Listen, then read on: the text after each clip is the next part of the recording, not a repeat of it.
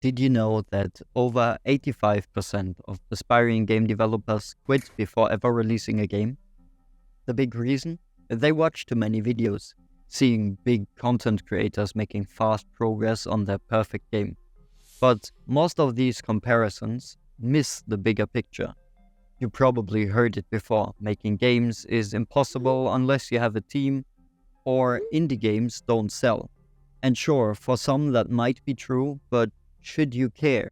I'll break down why listening to YouTube game dev advice can both be a blessing and a trap, and what you need to focus on to actually make progress. Many new developers start out with passion, but they binge watch game dev YouTube.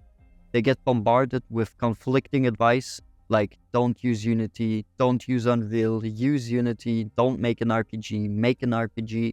And before they know it, they are stuck in analysis paralysis, afraid to move forward because someone online said the idea won't work.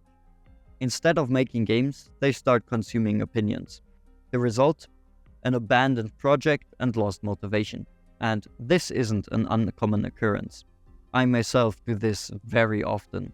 I like to consume game dev content with the intention of getting a perspective, but in the end I just end up hating my own game more and more. But here's the thing: successful indie developers don't wait for any permission. They didn't care to obsess over whether the game was too niche or not marketable enough. They simply made games. And yes, advice from experienced developers is valuable, but no advice can ever replace actually building something.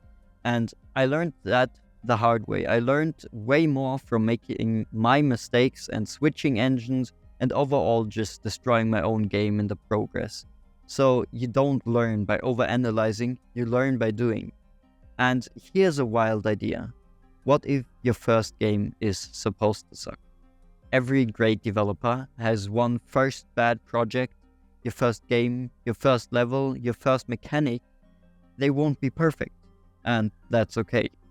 Perfection is the enemy of progress in game development. And the more you build, the better you will get.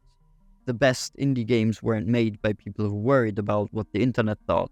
They were made by people who said, screw it, I'm making my game anyway. So, if you just want to make games, don't waste any time worrying about what's wrong with indie games or what's wrong with your indie game.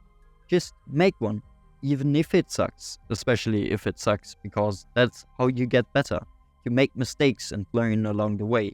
And you will probably delete your entire project 1,000 times and restart over because you learned so much along the way. But who cares? You're making a project and that's your passion.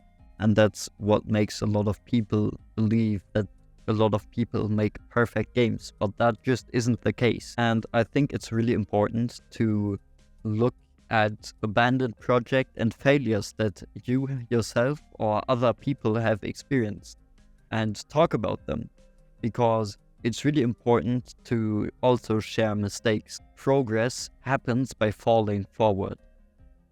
And have you ever felt stuck because of too much advice?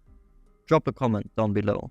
And before we wrap up, I just wanted to say a huge thank you to everyone who subscribed and watched the last video. Your support means a lot, and I can't wait to keep making more game dev content to help you on your journey. And honestly, to share my own mistakes and lessons along the way. So, see you in the next one, and don't forget to not consume too much opinion.